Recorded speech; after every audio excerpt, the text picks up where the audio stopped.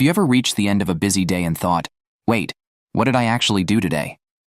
You answered messages, you checked email, you opened one app, then somehow disappeared into 5 others.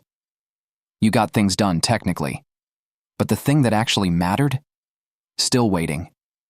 Make Time by Knapp and John Zeratsky is a book for anyone who feels like modern life has quietly stolen their attention. Not in one dramatic moment, but in tiny pieces. A notification here, a quick scroll there, one more email, one more meeting, one more urgent thing that somehow has nothing to do with the life you actually want. The promise of this book is beautifully simple. You do not need to become a productivity machine. You do not need a perfect morning routine, a complicated app system, or a color-coded calendar that looks like it belongs to a NASA engineer. You just need to make time for what matters. And the most refreshing part? The authors are not telling you to do more.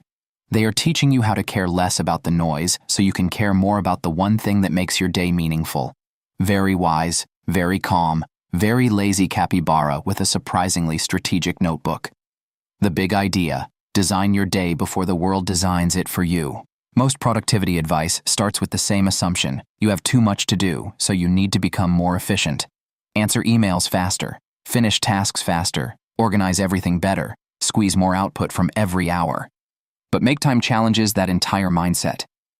Knapp and John Zeratsky argue that the real problem is not just lack of productivity. The real problem is that our days are being shaped by 2 powerful forces: the busy bandwagon.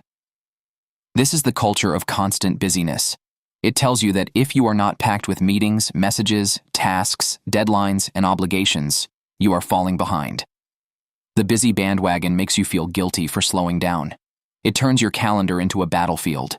It convinces you that being overwhelmed means you are important. But being busy is not the same as living well. The infinity pools.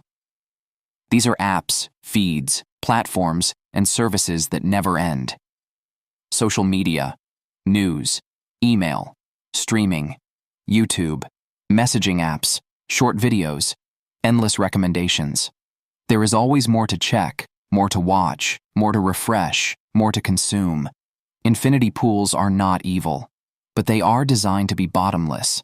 And if you enter them without intention, they can quietly swallow your best hours. Together, the busy bandwagon and infinity pools create a life where your attention is always being pulled somewhere else. You wake up and check your phone. You start the day in reaction mode. You spend your best energy on other people's priorities. Then at night, you feel too tired to do the thing you actually care about. Make Time offers a different approach. Instead of asking, how can I get more done? The book asks, how can I make space for what matters most today? That one question changes everything. The Make Time framework: highlight, laser, energize, reflect. The authors build the book around a simple 4-step system. 1. Highlight. Choose one thing you want to make time for today. 2. Laser. Protect your attention from distraction. 3. Energize. Take care of your body so your brain can focus. 4. Reflect. Look back, learn what worked, and adjust. That is the whole system. It is not rigid. It is not extreme. It is not about becoming perfect. In fact, the book includes 87 tactics, but the authors are clear. You are not supposed to use all of them. You are supposed to experiment. Try one, see how it feels. Keep what works, drop what does not. This is what makes Make Time different from many productivity books. It does not shame you for being human. It does not demand that you rebuild your entire life overnight. It simply invites you to become more intentional, one day at a time. Step 1. Highlight. Choose the one thing that makes today matter. The first step is the heart of the book. Every day, choose a highlight. A highlight is not necessarily the most urgent task. It is not always the biggest task. It is not your entire to-do list. It is the one thing you want to be the center of your day. Something that matters enough that, if you complete it, the day feels meaningful. Your highlight might be writing part of a script, exercising, having dinner with your family, working on a business idea, studying a skill, finishing an important project, taking a long walk, recording a video, having a difficult conversation, reading, planning, resting, or creating. The authors suggest that a good highlight usually takes around 60 to 90 minutes, long enough to matter, short enough to fit into a real day. This idea is powerful because most people live from a to-do list, and to-do lists are endless. You finish 5 tasks, but 10 more appear. It is like fighting a hydra with a laptop. The highlight gives your day a center. It says, even if everything else gets messy, this matters. And that is emotionally important, because a fulfilling life is not built only from completed errands. It is built from days where something meaningful receives your attention. The Lazy Capybara version. Do not try to carry the whole jungle. Pick one coconut. How to choose your highlight. The authors offer 3 useful ways to choose your highlight. Choose by urgency. Sometimes something really does need to be done today. A deadline, a key decision, an important responsibility. This kind of highlight helps reduce stress because you stop avoiding the thing that is creating pressure. Choose by satisfaction. Sometimes the best highlight is something that will make you feel proud when the day is over. It may not be urgent, but it matters. This could be deep work, creative work, or a personal project that keeps getting postponed. Choose by joy. Sometimes, the highlight should simply be something that makes life feel good. A meal with someone you love, a hobby, a walk outside, a quiet hour with a book. This matters because productivity without joy becomes dry and mechanical. The goal is not just to produce more. The goal is to make time for a life you actually want to live. A great question to ask each morning is, what is the one thing I want to look back on tonight and feel glad I did? That question cuts through noise. Step 2. Laser. Protect your attention like it matters. Choosing a highlight is only the beginning. The next challenge is focus. And this is where Make Time gets very honest about modern life. Your attention is under attack. Not because you are weak, not because you lack willpower, but because apps, devices, and platforms are designed to capture you. The authors call this the battle against distraction, and their solution is not just try harder. Their solution is to redesign your environment so focus becomes easier. Laser mode means creating conditions where your attention can stay on one thing long enough to make progress. That might mean turning off notifications, removing distracting apps, logging out after using social media, keeping your phone out of reach, setting a visible timer, closing the door, using music as a focus cue, doing email later in the day, blocking distracting websites, creating a clean workspace, making your highlight the first serious task of the day. The key insight is this: you do not rise to the level of your intentions, you fall to the level of your defaults. If your phone is full of tempting apps, your default is distraction. If your inbox is always open, your default is reaction. If notifications keep interrupting you, your default is fragmented attention. So instead of blaming yourself, change the defaults. Make distraction harder. Make focus easier. A capybara does not fight every mosquito individually. It moves to a better pond. The distraction-free phone. One of the most famous ideas in Make Time is the distraction-free phone. The authors recommend removing or disabling the apps that pull you into endless loops. This could include social media, email, news games, shopping apps, video feeds, any app that becomes your personal distraction kryptonite.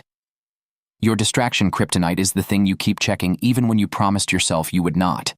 For some people, it is Instagram. For others, it is email. For others, it is news, YouTube, TikTok, stock prices, messages, or random browsing. The book does not say you must abandon technology forever. It simply asks you to make your phone a tool again, instead of a slot machine for your attention. Useful apps can stay. Maps, music, calendar, camera, weather, notes. But the apps that turn 5 seconds into 40 minutes, those need friction. Delete them. Log out. Move them off the home screen. Turn off notifications. Use them only on a computer. Create a small barrier between impulse and action. That tiny barrier is powerful. Because many distractions depend on automatic behavior.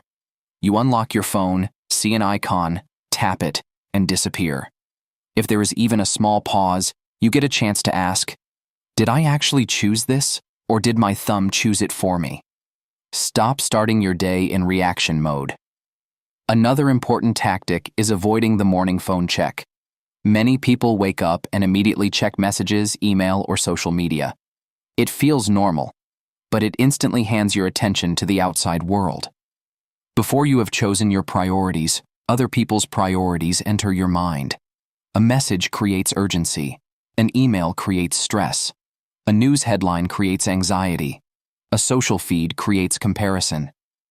Now your day has been hijacked before your feet even touch the floor. Make time suggests protecting the early part of the day. Use the morning to choose your highlight. Think clearly. Move slowly. Drink coffee without letting the internet climb into your brain. This does not mean you can never check your phone. It means you decide when the world gets access to your attention. That is a very different way to live. Email. Treat it like a tool, not a boss. The book also offers practical advice for email. Email feels productive because it creates constant small wins. You reply, archive, check, refresh, and feel busy. But email is often other people's agenda disguised as work. Knapp and Zeratsky recommend checking email later in the day, after you have made progress on your highlight. This protects your best mental energy. They also suggest creating boundaries around communication. For example, you can let people know that you check email at certain times, and truly urgent issues should come through another channel. This resets expectations. Most people check email constantly not because every message is urgent, but because everyone has learned to expect instant replies. You can retrain the system, not rudely, not dramatically, just clearly. Your attention is valuable. Treat it that way. TV, streaming, and the disappearing evening. The authors also talk about television and streaming services. Again, the message is not TV is bad. The problem is unconscious consumption. One episode becomes 4. A short break becomes a lost evening. The algorithm keeps serving the next thing before you have a chance to decide. The authors suggest adding friction. Do not keep every streaming service active all the time. Avoid having the TV as the center of the room. Watch intentionally, not automatically. Save shows for special occasions. Make entertainment a choice, not a default. The deeper question is this helping me rest, or is it helping me avoid my life? Real rest restores you. Mindless escape often leaves you more tired. Step 3. Energize. Your body is part of your productivity system. One of the best parts of Make Time is that it does not treat the body like an annoying container for the brain.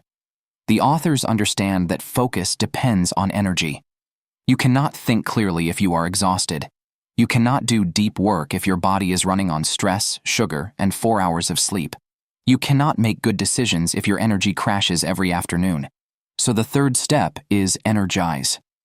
This includes movement, food, sleep, quiet, nature, and real human connection. The idea is not to become a fitness influencer. The idea is to build enough energy to be present for your life. Move a little every day. The authors recommend short, sustainable exercise, not heroic workouts, not complicated routines, just movement that fits your life. A 20-minute workout, a walk, taking the stairs, riding a bike, stretching, a short run, a few minutes of bodyweight exercise. The goal is consistency. Many people fail with exercise because they make it too big. They think if they cannot do the perfect workout, there is no point. But Make Time encourages a different mindset. Small movement counts. A little energy created today is better than a perfect routine you never start. Movement sharpens focus, improves mood, reduces stress, and gives your brain a reset. Sometimes the most productive thing you can do is go outside and walk like a thoughtful capybara with business problems. Eat for energy, not just convenience. The authors also recommend eating real, less processed food. The point is not dieting. It is energy. Food affects focus. Heavy, processed, sugary meals can create crashes. Better food choices can create more stable energy. They suggest simple patterns. Eat more real food. Reduce processed snacks. Avoid constant grazing. Notice which foods give you energy. Notice which foods make you foggy. Experiment instead of following extreme rules. They also discuss intermittent fasting as one possible tactic, but not as a universal requirement. The main message is to pay attention to how food affects your ability to focus and feel good. Your body is giving feedback all day. Most people just do not listen. Sleep is not optional. Sleep is one of the most underrated productivity tools in the world. When sleep is poor, everything becomes harder. Focus, patience, creativity, memory, emotional control, decision-making. The authors recommend creating better sleep defaults. Keep devices out of the bedroom. Dim lights at night. Use night mode if you must use screens. Create a wind-down routine. Protect your sleep like it matters, because it does. Many people sacrifice sleep to get more done, then spend the next day operating at half power. That is not productivity. That is borrowing energy from tomorrow at a terrible interest rate. Quiet, nature, and real connection. Make time also reminds us that energy is not only physical, it is emotional and mental. Modern life gives us constant stimulation but very little quiet. The authors suggest leaving headphones at home sometimes, taking walks without input, spending time in nature, letting the mind wander.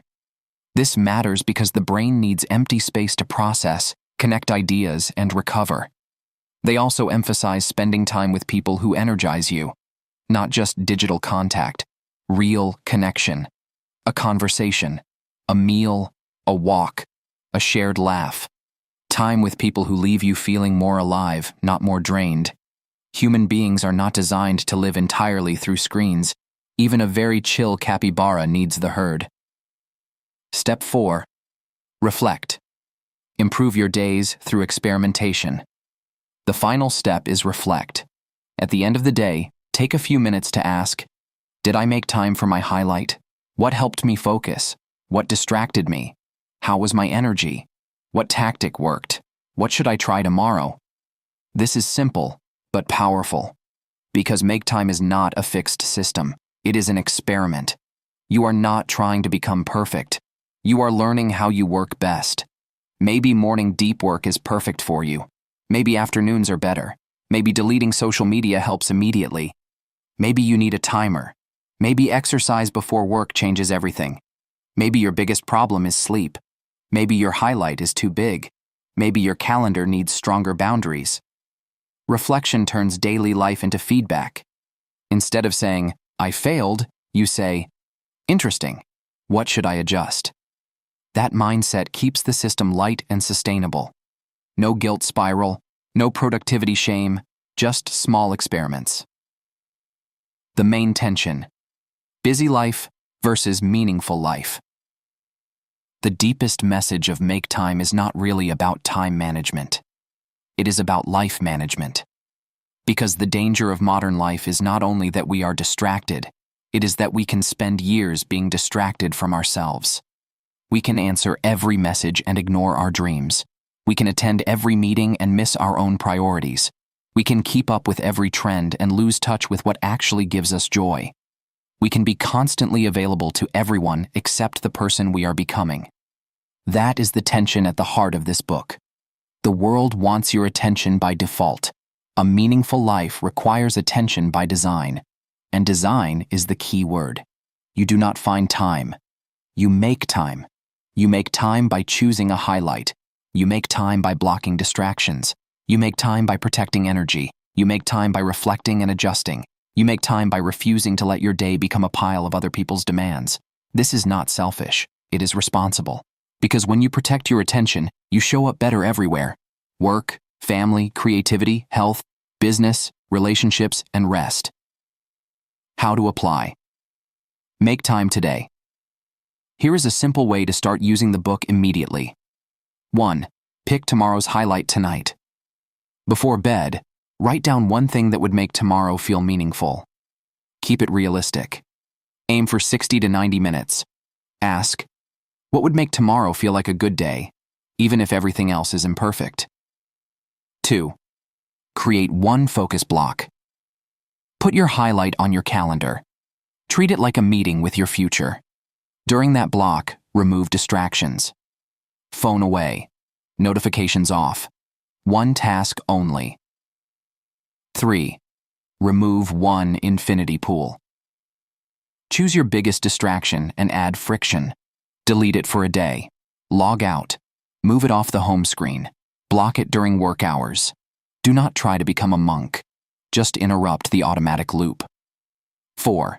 Delay email and social media. Give yourself the first part of the day before you let the world in. Even 30 minutes of quiet intention can change the entire tone of your day. 5. Add one energy habit. Choose something simple. A walk. A short workout. Earlier bedtime. No phone in the bedroom. Real food for breakfast. A quiet break outside. Energy makes focus easier. 6. Reflect for 2 minutes. At night, ask, what worked today? What got in the way? What will I try tomorrow? That tiny reflection is how the system improves. Final takeaway. Make time is a calm rebellion against modern busyness. It does not ask you to quit your job, throw away your phone, move to a forest, and communicate only with birds. It asks for something more practical. Choose one thing that matters today. Protect your attention long enough to do it. Take care of your energy. Learn from the day. Repeat tomorrow. That is it. But if you actually do it, your life begins to feel different, less reactive, less scattered, less controlled by apps, inboxes, and invisible expectations. More intentional, more focused, more alive. The magic of Make Time is that it reminds us a meaningful life is not built someday. It is built inside ordinary days. One highlight at a time. One distraction removed. One walk outside. One better evening. One small choice to stop drifting and start designing. So today, choose your highlight. Not 10 things, not your whole life plan, just one thing that deserves your best attention. Make time for it. Because if you do not choose what matters, the world will happily choose for you. And as always, stay calm, stay focused, and move through the day like a lazy capybara with one very important mission. Subscribe to the Lazy Capybaras for more calm, practical book summaries that help you think better, focus deeper, and build a life that actually feels like yours.